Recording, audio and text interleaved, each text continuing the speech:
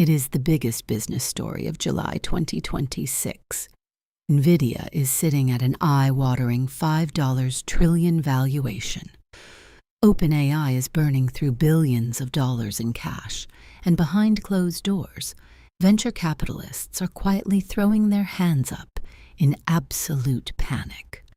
Millions of people are frantically searching the exact same phrase. Is the AI bubble bursting? And should I sell? But this isn't a story about software or microchips. This is a story about your brain. The economic layout has shifted, but the cognitive flaw remains identical. Today, we peel back the code to expose the dark behavioral psychology of the AI bubble, and why the human mind is biologically hardwired to fall for the exact same financial script over and over again. The architecture of the illusion. Meet David, a 35-year-old software product manager. David is highly intelligent, rational, and economically literate. He survived the dot-com crash as a kid, watched the housing collapse of 2008 from a distance, and laughed at his friends who lost their life savings on speculative digital currencies a few years ago. David always swore he was too smart to get caught in a financial mania. Then came the artificial intelligence explosion. Every tech conference David attended lay out the same definitive gospel. AI will completely replace human labor within 30 months. Adapt or go obsolete. When David saw NVIDIA's valuation scale pass $3 trillion, then $4 trillion, and finally breach the impossible $5 trillion mark, a primitive evolutionary mechanism took complete ownership of his logical mind. David logged into his brokerage account and moved his entire index fund portfolio directly into hypervalued AI infrastructure stocks. David believed he was making a calculated, forward-looking strategic move, but neurologically, his brain was operating under the heavy sedative of recency bias, paired with acute herd mentality. In behavioral finance, recency bias is a cognitive glitch where the human mind overweights information that occurred in the immediate past while completely erasing long-term historical context. David's brain looked at the charts from the last 2 years and assumed that vertical exponential growth was the new baseline of reality. When your entire social circle, every media outlet, and every institutional leader is repeating the exact same message, dissent doesn't just feel contrarian, it triggers a literal threat response in your amygdala. To the primitive brain, separating from the herd means starvation and exile. David didn't buy the stocks because the underlying cash flows made mathematical sense. He bought them because his nervous system couldn't tolerate the psychological isolation of staying on the sidelines. The cash burn and the disconnect. By July 2026, the structural foundation of David's investment thesis began to show massive, uneditable cracks. Massive infrastructure reports revealed that while tech giants were spending hundreds of billions buying chips to build data centers, the actual consumer revenue returning from AI applications was a microscopic fraction of the cost. Leading foundational models were burning through cash at an unsustainable rate, requiring constant, multi-billion-dollar life support injections just to keep their servers online. Yet despite the public data, the market valuations kept climbing. David watched the news, felt a knot of anxiety in his stomach, but chose to buy more shares on the dips. David had officially entered the secondary phase of the bubble script, the greater fool theory. The psychological theory states that an asset's valuation is completely disconnected from its intrinsic worth. You buy an overpriced stock not because you believe it's actually worth that amount, but because you possess a deep, subconscious arrogance that a greater fool will appear down the line to purchase it from you at an even higher price. David's brain deployed an exhausting array of cognitive dissonance shields. Whenever a realistic economic report highlighted that enterprise AI adoption had completely plateaued due to accuracy issues and high computing costs, David would dismiss it as old guard media FUD. He hyperfixated on vague corporate press releases promising revolutionary updates next quarter. His ego couldn't handle the agonizing realization that he, the smartest guy in his professional circle, had been manipulated by classic marketing theater.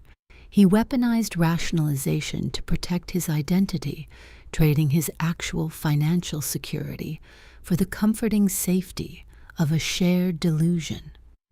Before we watch the exact moment the AI illusion collides with structural mathematics and see how you can insulate your capital from the fallout, let's make sure your mind is safe from institutional manipulation, the historical script invariance.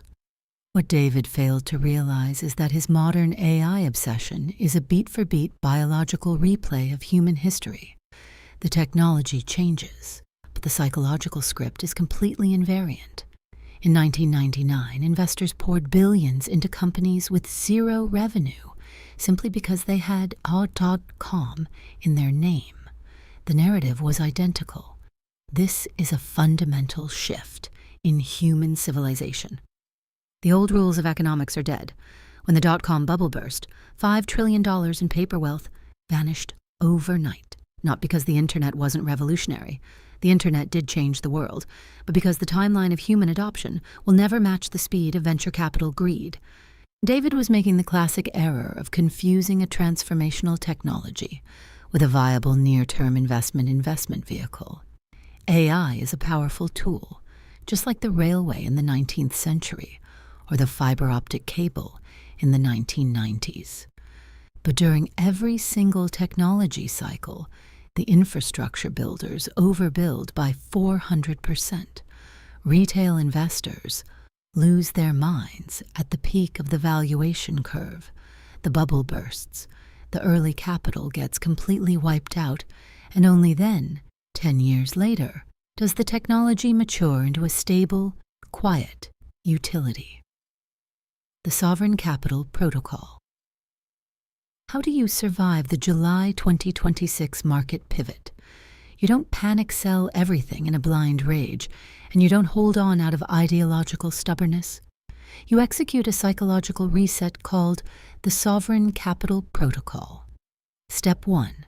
Demand the revenue receipt. Stop looking at parameters, compute power, or impressive video demos. Ask the only question that matters in economics.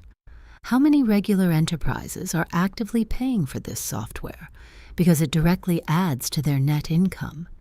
If the cost of the computing power is greater than the labor value it saves, the business model is a house of cards. Step 2. Rebalance via the 90-10 rule. Realize that your portfolio should not be an emotional statement of how much you believe in the future. It is a mathematical defensive structure.